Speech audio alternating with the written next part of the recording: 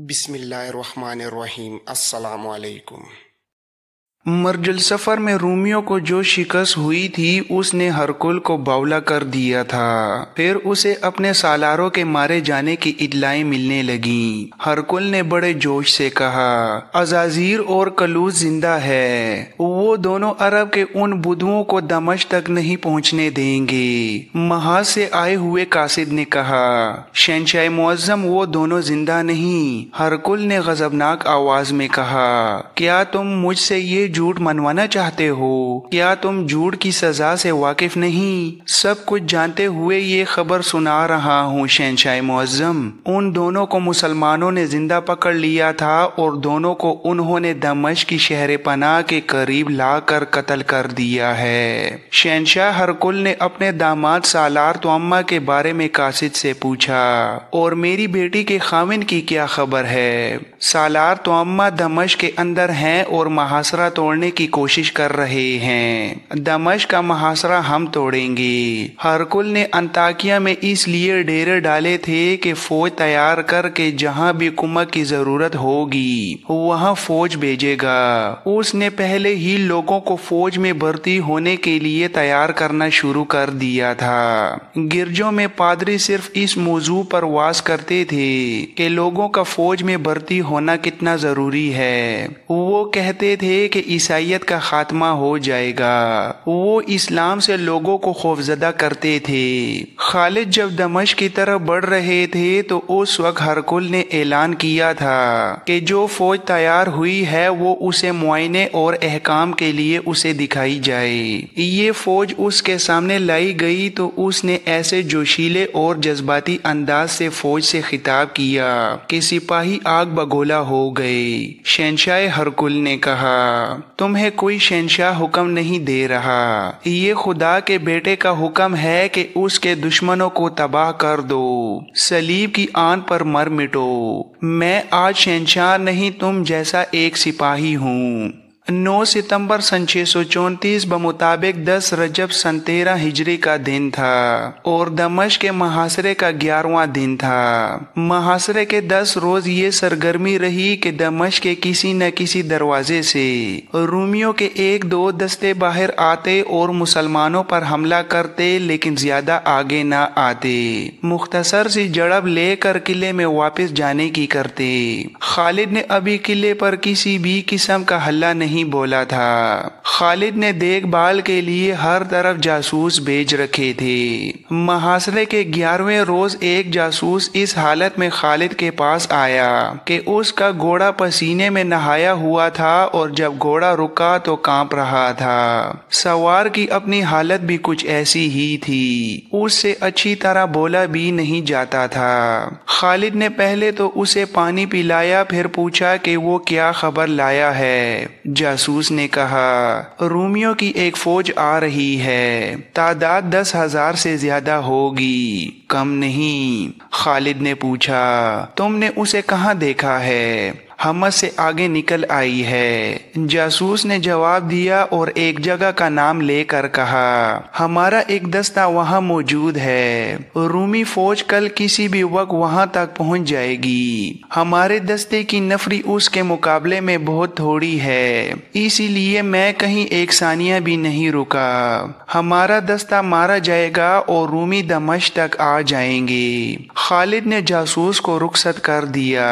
उनके लिए ये खबर हैरान कुन भी नहीं थी और परेशान कुन भी नहीं थी। उन्हें मालूम था कि हरकुल अंताकिया में है और वहां वो आराम और सुकून से नहीं बैठा हुआ, बल्कि वो दमश्क को बचाने के इंतजामात कर रहा है। ये रूमी फौज जिसकी इत्तला एक जासूस लाया था, अंताकिया से शहंशाह हरकुल ने अपनी दमश्क वाली फौज के लिए कुमक के तौर पर भेजी थी। मुअर्रिखों ने उसकी तादाद 12,000 लिखी लिखी है। खालिद ने इसी तवक्को पर कि रोमियों की कुमक आएगी दमिश्क की तरफ आने वाले रास्तों पर पहले से ही थोड़ी थोड़ी नफरी का एक दस्ता भेज दिया था। उनके सुपुर्द ये काम था कि कुमक को रोके रखें, मगर ये फौज जो आ रही थी इसकी नफरी बहुत ज्यादा थी। खालिद ने उसी वक्त सालारों को बुलाया और उन्हें बताया कि दमिश्क की ज्यादा नफरी आ रही है और उसे रोकने के लिए अपनी नफरी बहुत थोड़ी है। खालिद ने कहा, रोमियों की उस कुमक को रोकना है और अपनी नफरी जो उसके रास्ते में मौजूद है उसे जानी नुकसान से बचाना है। हमें मुहासरे को जरा कमजोर करना पड़ेगा।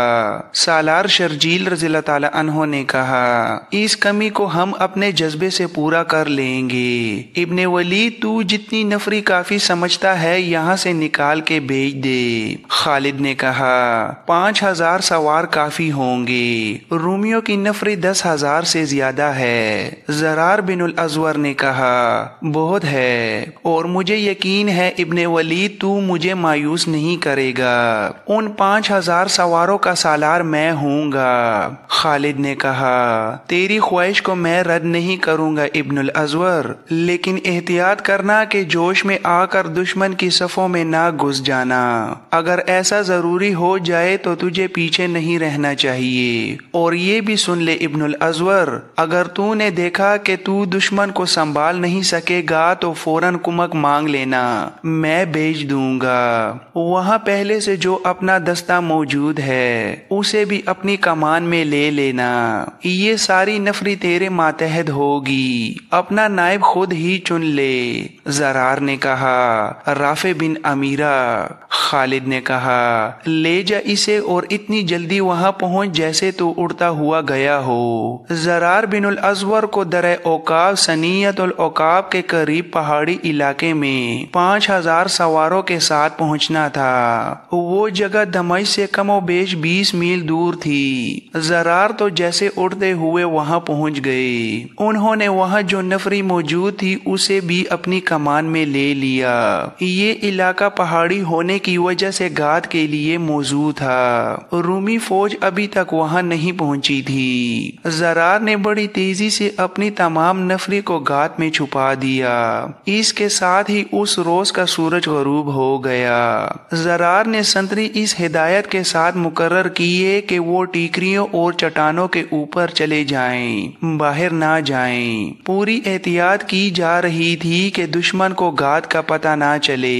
रात गुजर गई, सुबह तलू हुई और उससे थोड़ी ही देर बाद दुश्मन की फौज आ गई और ये सही मायनों में फौज थी। नफरी ज्यादा और तंजीम निहायत अच्छी। देखा गया कि उस फौज के साथ बेशुमार घोड़ा गाड़ियां थीं जो सामान से लदी हुई थीं और ऊंटों की तादाद बेहिसाब थी जिन पर बोरियां लदी हुई थीं। ये बाद में पता चला था कि ये सामान खुर्दोनोश था जो दमिश्क जा रहा था। खालिद दमिश्क की इस सूरत हाल से बेखबर थे। रोमियों ने दमिश्क का दिफा तो बड़ा अच्छा किया था, लेकिन शहर में रसद और खुराक की इतनी कमी थी कि 10 दिनों के मुहासरे में ही शहरी हर चीज की किल्लत महसूस करने लगे थे।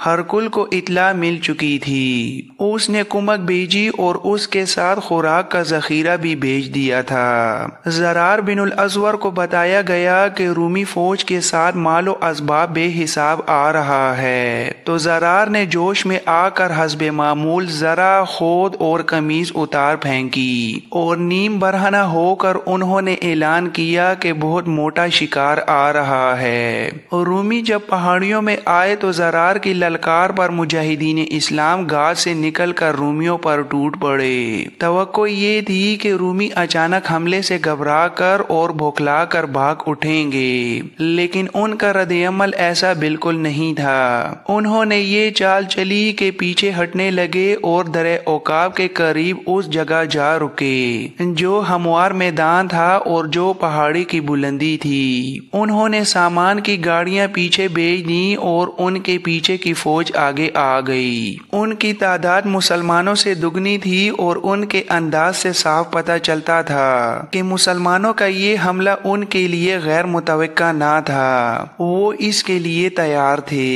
उन्होंने कदम जमा थमा लिए। ज़रार बिन अल अज़वर ने दुश्मन को उस कैफियत में देखा कि उसने ना सिर्फ ये कि हमला रोक लिया है बल्कि वो सामने से भी और दाएं बाएं से भी हमले कर रहा है। मुसलमानों का जोश व खरोश कुछ कम ना था, लेकिन रूमी जिस मुनज़्ज़म अंदाज से लड़ रहे थे उससे यही एक खतरा नजर आने लगा था कि वो मुसलमानों को भगा कर और काट कर आगे निकल जाएंगे।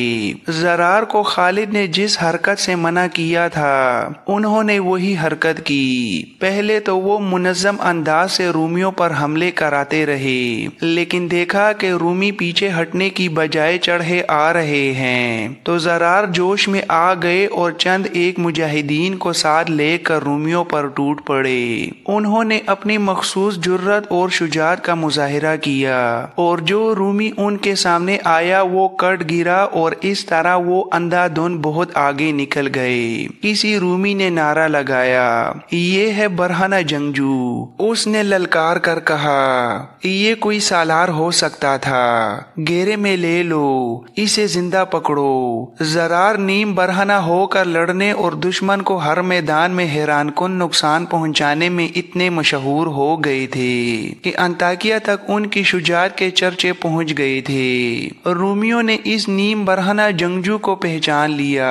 ज़रार के दाएं बाजू में एक तीर लग चुका था। मुअर्रिखों ने लिखा है कि ज़रार के जिस्म पर 2 जख्म और भी थे। बहरहाल उनके बाजू में तीर उतरने पर सब मुतफिक हैं। ज़रार ने तीर खींचकर बाजू से निकाल फेंका।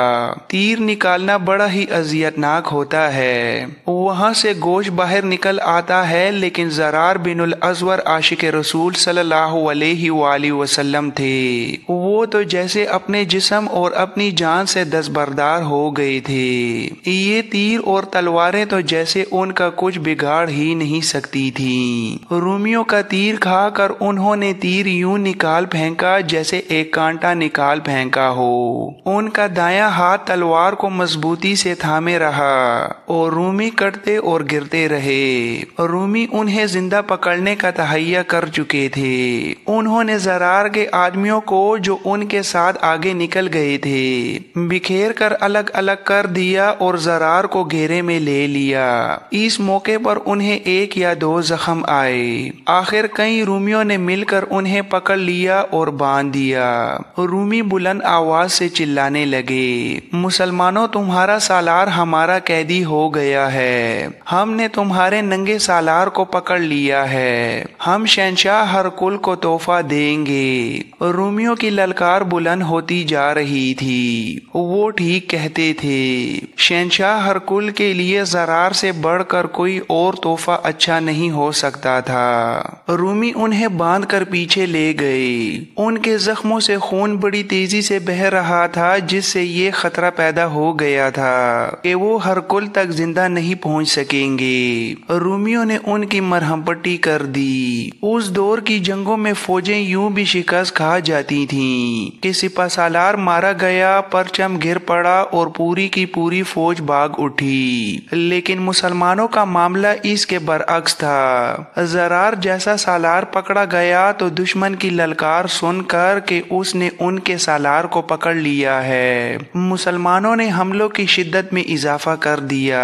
वो लपकते हुए शोले और कड़कती हुई बिजलियां बन गए। राफे बिन अमीरा ज़रार के नाइब सालार थे। उन्होंने गरज कर ऐलान किया कि अब कमान उनके हाथ में है। उन्होंने सामने से रूमियों पर हमले भी कराए, खुद भी हमलों की क़यादत की और दुश्मन की सफ़ों को तोड़कर आगे जाने की कोशिश की। लेकिन रूमियों की सफ़ें मिलकर बड़ी मजबूत दीवार बन गई थीं। राफे ज़रार को रिहा कराने की कोशिश में थे, लेकिन उनकी कोशिश कामयाब नहीं हो रही थी। मुसलमान अपने सालार को दुश्मन से छुड़ाने के लिए जान की बाजी लगाए हुए थे। दोपहर से जरा बाद का वक्त था। खालिद दमश्क के इर्द गिर्द घूम फिर कर जायजा ले रहे थे कि दीवार कहीं से तोड़ी जा सकती है या नहीं। 2 सालार उनके साथ थे। खालिद ने कहा, खुदा की कसम दमश्क हमारा है, रूमियों को कुमक नहीं मिल सकती। जरार और राफे उनकी कुमक को भगा चुके होंगे। खालिद चुप हो गए।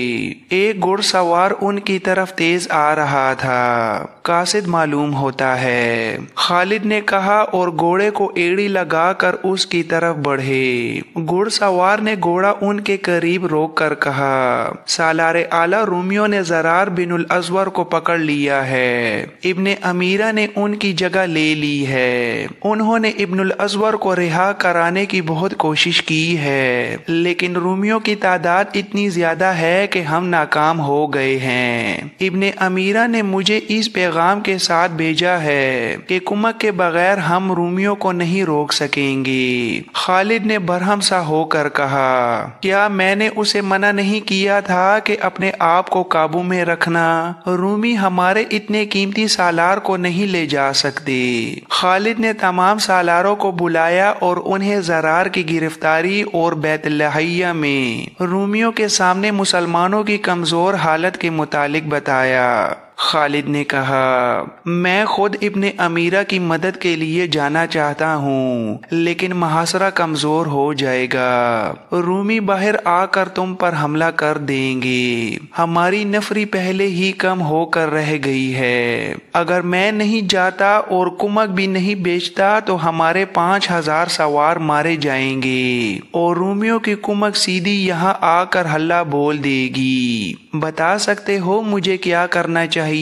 अबू उबैदा रज़ियल्लाहु ताला अन्हो ने कहा, राफी की मदद को पहुंचना और रूमियों की कुमक को रोकना ज्यादा जरूरी है। इब्ने वलीद तू समझता है कि तेरा जाना जरूरी है तो अभी चला जा। हमें और दमश्क के मुहासरे को अल्लाह पर छोड़। रूमियों को बाहर आकर हमला करने दे, वो जिंदा अंदर नहीं जा सकेंगे। दूसरे सालारों ने भी अबू उबैदा की तायीद करके खालिद को यकीन दिलाया कि उनकी नफरी कम हो भी गई तो भी वो मुहासरे को दरहम बरहम नहीं होने देंगे। खालिद ने कहा, अगर मुझे जाना ही है तो मैं फौरन नहीं जाऊंगा। मैं ऐसे वक्त यहाँ से सवारों को लेकर निकलूंगा जब दुश्मन हमें नहीं देख सकेगा। अबू उबैदा मेरी जगह ले। मैं आधी रात के बाद 4000 सवार लेकर निकल जाऊंगा। तुम सब पर अल्लाह की सलामती हो। अल्लाह तुम्हारा हामी और नासिर हो। 4000 सवारों को तैयारी की हालत में अलग कर दो और उन्हें बता दो कि आधी रात के बाद रवाना होना है। बैतलहैया कमो बेश 20 मील दूर था। सूरज गरूब होने तक वहां रूमियों और मुसलमानों में लड़ाई होती रही। राफे बिन अमीरा ने शाम तारीख होने के बाद भी मुजाहिदीन को रूमियों के अकब में पहाड़ियों के दरमियान से गुजर कर भेजा, मगर हर टोली नाकाम वापिस आई। जूं जूं वह गुजरता जा रहा है, जरार बिनुल अजवर मौत के करीब होता जा रहा है। राफे ने कई बार कहा, अल्लाह करे वो जिंदा हो, अल्लाह उसे जिंदा रखे, हम उसे छुड़ा कर जरूर लाएंगे। रात गुजर गई और सुबह का उजाला अभी पूरी तरह नहीं निखरा था कि खालिद 4000 सवारों के साथ राफे के पास पहुंच गए। खालिद आधी रात गुजर जाने के बहुत बाद दमश्क से रवाना हुए थे। उन्होंने 4000 सवारों को शाम के बाद खामोशी से मुहासरे से हटाकर पीछे करना शुरू कर दिया था और सवार पीछे जाकर इकट्ठे होते जा रहे थे। ये जगह दमश्क से जरा दूर थी। खालिद उन्हें साथ लेकर रवाना हुए तो शहर में महसूर रूमियों को खबर तक ना हुई। खालिद और उनके सवार दस्ते को देखकर राफे और उनके सवारों ने नारे लगाने शुरू कर दिए। खालिद ने बड़ी तेजी से दुश्मन और राफे के सवारों का जायजा लिया और दोनों दस्तों को जरूरत के मुताबिक तरतीब में करके हमले का हुक्म दे दिया। हमला अभी शुरू भी नहीं हुआ था कि एक घुड़सवार मुसलमानों की सफों से निकला और घोड़ा सर पर दौड़ाता खालिद से भी आगे निकल गया।